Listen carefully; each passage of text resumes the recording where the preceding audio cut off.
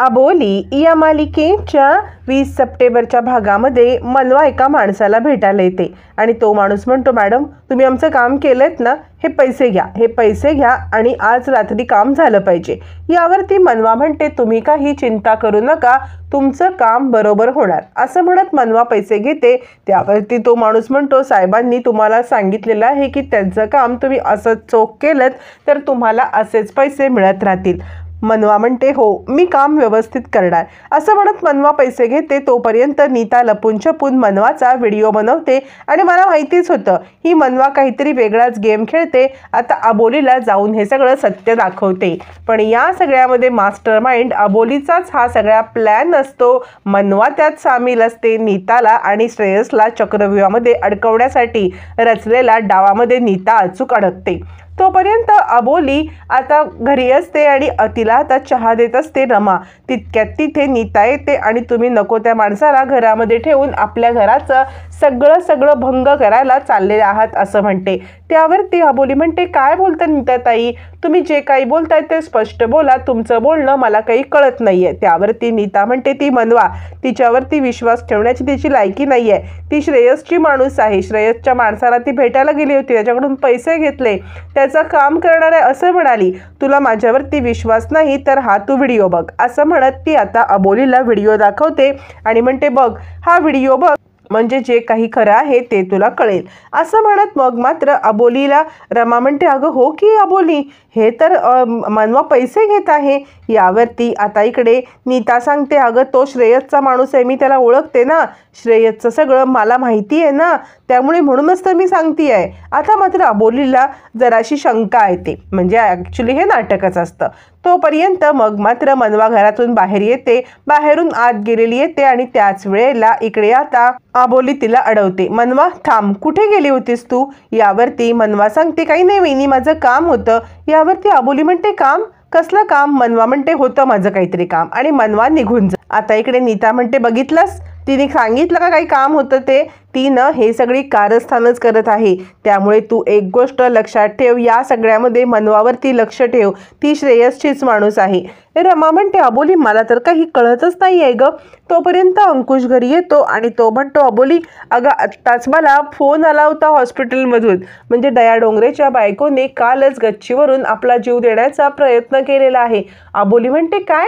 मग त्या लोकांनी आपल्याला कळवलं का नाही? यावर ते अंकुश म्हणतो, अगं कसं सांगू तुला, त्या लोकांनी आपल्याला फोन केला होता आणि त्यांचं म्हणणं आहे की त्यांनी इकडे फोन आपल्या एका कोणत्या तरी मुलीने उचलला होता आणि तो फोन उचलून ती म्हटली की मी माहिती देते घरामध्ये, पण मग आपल्या घरात फोन कोणी उचलला होता? अबोली म्हणते, काय आपल्या घरात फोन आला होता?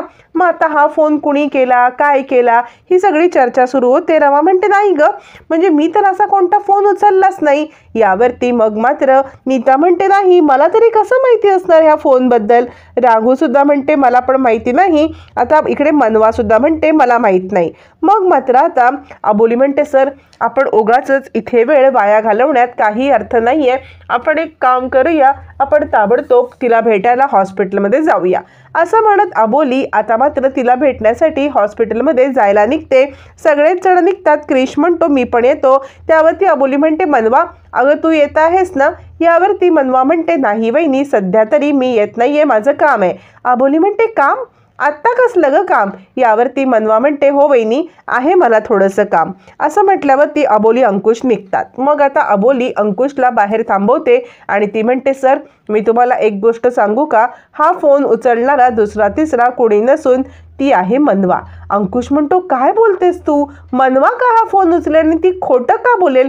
अबोली म्हणते, ती का खोटं बोलते हे मला माहीत नाही, पण मला ना मी फोन केला होता तेव्हा समजलं की हा फोन उचलणारी व्यक्ती मराठी ग्रामीण भाषेत बोलत होती. आता आपल्या घरामध्ये मराठी ग्रामीण भाषा कोण बोलतं सांगा बरं? मनवाशिवाय आपल्या घरात ग्रामीण भाषा कोणीच बोलत नाही ना. मनवा हे सगळं का करते हे काम कठीण आहे, पण मनवाच हे सगळं करते. तिथे नीता येते आणि त्या म्हणते मी तुला म्हटलं होतं ना की हे सगळं मनवाच करते म्हणून. यावरती अबोली म्हणते नीताताई राहू दे, आता तुम्ही एक काम करा बरं, या सगळ्यामध्ये तुम्ही घराकडे लक्ष ठेवा, आम्ही आलोच. असं म्हणत अबोली दया डोंगरेच्या बायकोला भेटायला निघते. आता ती एकदम मानसिक रुग्णच झाल्यासारखी असते. आधीपासून तिची अवस्था बिकटच असते, पण आता ती वेगळ्याच ट्रॉमामध्ये असते. डॉक्टर म्हणतात यांनी न वरतून उडी मारल्यामुळे त्यांची आता मानसिक स्थिती काहीतरी विचित्रच झालेली आहे. अबोली म्हणते पण या सगळ्यामध्ये आता मात्र ती लवकरात लवकर बरी होईल ना. त्यावरती डॉक्टर म्हणतात आमचे उपचार चालू आहेत. असं म्हटल्यावरती आता मात्र अबोली तिची माफी मागते आणि म्हणते खरं तर माझ्यामुळे तुझी ही अवस्था झाली, मला खरंच माफ कर, खरंच माफ कर. या सगळ्यामध्ये मी चुकले, मी तुला या सगळ्यात ओढायलाच नको होतं. मी तुझ्याकडे मदत मागितली आणि म्हणूनच तुझी ही अवस्था झाली. खरंच मला खूपच वाईट वाटते. असं म्हणत अबोली तिची हात जोडून माफी मागत असते. बिचारी दया डोंगरेची बायको या सगळ्या प्रकरणामध्ये अडकल्यामुळे तिची आता अवस्था बिकट झाली आहे. आपल्यामुळेच तिला ही अवस्थेला सामोरं जावं लागले हे आता अबोलीला सारखं सारखं वाटत असतं आणि अबोली तिची सारखी सारखी माफी मागत असते. त्यानंतर अंकुश म्हणतो हे बघ अबोली, तू काही हे मुद्दाम केलेलं नाहीयेस की नाही, त्यामुळे तू स्वतःला त्रास करून घेऊ नको. मग अंकुश अबोलीला घेऊन घरी निघतो. तोपर्यंत इकडे आता रमा घरी एकटीच असते आणि घरातले लाईट्स ऑफ होतात. घरातले लाईट्स ऑफ झाल्यावरती रमा आता गडबडते.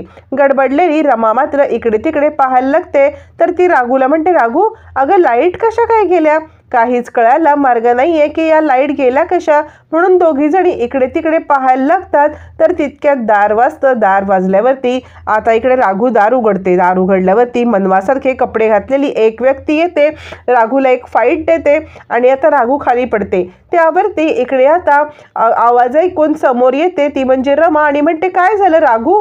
आणि तितक्यात तिला मनवासारखी व्यक्ती दिसल्यामुळे तिला वाटते ही मनवाच आहे. ती म्हणते मनवा अगं काय झालं, राघू का ओरडली. मनवा मनवा असं म्हणत असताना मनवा आता तिला पण एक फाईट देते. आतमध्ये जाते, आतमधून सगळे पुरावे घेते आणि ते पुरावे घेऊन पळून जाते. या सगळ्यामध्ये ते पुरावे घेऊन श्रेयसकडे येते. आता आपल्याला पाठमोरी तरी ती मनवाच दाखवलेली असते, पण ती मनवाच असते. आता मात्र श्रेयस म्हणतो हे पुरावे मला देऊन तू खूप मोठे माझ्यावरती उपकार केलेले आहेस. या सगळ्यामध्ये तुझे उपकार कसे फेडायचे हे मला कळत नाहीये, पण आयुष्यात कधीही तुला माझी मदत लागली ना तर मी तुझ्यासोबत कायम असणार आहे. तू कधीही काही लागलं तर माझ्याकडे धाव घ्यायची, मी तुला मदत करायला नेहमी रेडी असणार. असं म्हणत श्रेयस तिला आता हे पुरावे माझ्याकडे आहेत ते मी ठेवतो आणि हा पेन ड्राईव्ह सगळ्यात महत्त्वाचा आहे. हा पेन ड्राईव्ह मी ठेवणार आणि यामुळे मला खूप मोठे उपकार होणे तुझे. तू सांग फक्त आयुष्यात कोणत्याही वळणावरती तुला काय हवे तर मी देईन. असं म्हणत श्रेयस तिचे आभार मानतो. मग तिकडून ती व्यक्ती निघते. तोपर्यंत इकडे आता अबोलीला फोन येतो रमाचा की अबोली अगं आपल्या घरामधले जे पुरावे तू ठेवले होतेस ना ते पुरावे चोरीला गेलेत. त्यावरती अबोली म्हणते काय बोलताय तुम्ही. यावरती मग मात्र आता इकडे अबोली धावत पळत घरी येते. घरी आल्यावरती आता इकडे राघूची अवस्था, इकडे आता रमाची अवस्था, दोघींना सावरत असतात. काय झालं असं विचारलं असता. मग मात्र रमा सांगायला लागते अगं मनवाच होती, ती मनवासारखेच कपडे होते आणि मनवाच होती आणि ती काहीतरी विचित्रच वागले, आम्हाला दोघींना मारलं.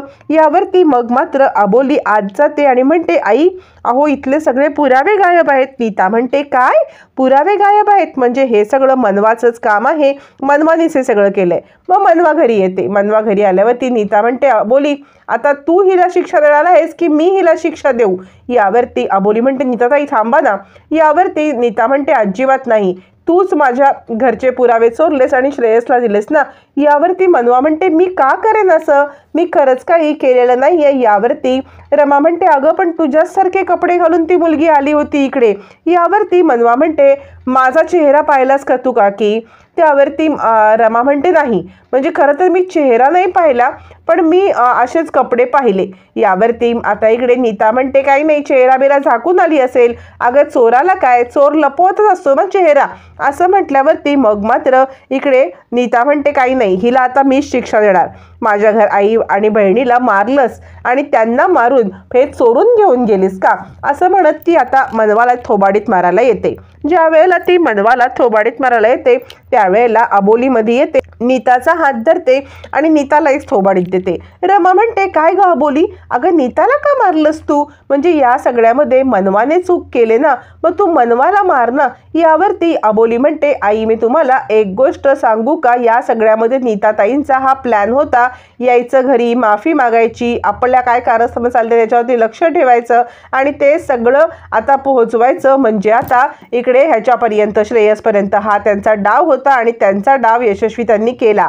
आता सुद्धा काल यांनीच ही टिकली लावली ना मनवासारखी, ही टिकली लावून मनवाचे कपडे घालून त्याला हे सगळं नेऊन दिलेले आहेत पुरावे, असं म्हणत आता अबोलीने सगळा पर्दाफाश केलेला असतो. नीता तर पप करायला लागते, पण नीता म्हणते, आता तू काहीच करू शकत नाहीस, कारण ऑलरेडी पुरावे मी श्रेयसकडे पोहोचवलेत. आणि चिडलेली नीता श्रेयसला कॉल करण्यासाठी बाहेर येते आणि हॅलो श्रेयस, म्हणजे आता या सगळ्यामध्ये मी तुला जे पुरावे दिलेत ना, त्या पुराव्यांचा तू पुरेपूर वापर कर आणि त्या अबोलीला अडकव, अंकुशला अडकव, माझा बदला घे, असं म्हणायला लागते. यावरती अंकुश आता श्रेयस म्हणायला लागतो, अगं नीता मूर्ख आहेस का तू, तू कसले पुरावे दिलेस, ते पेन ड्राईव्ह ब्लँक आहे ब्लँक. आणि तोपर्यंत तिकडे अबोली येते. काय झालं, पेन ड्राईव्ह ब्लँक आहे ना, तुम्हाला काय वाटलं या सगळ्यामध्ये मी तुम्हाला खरे खरे पुरावे देईन का?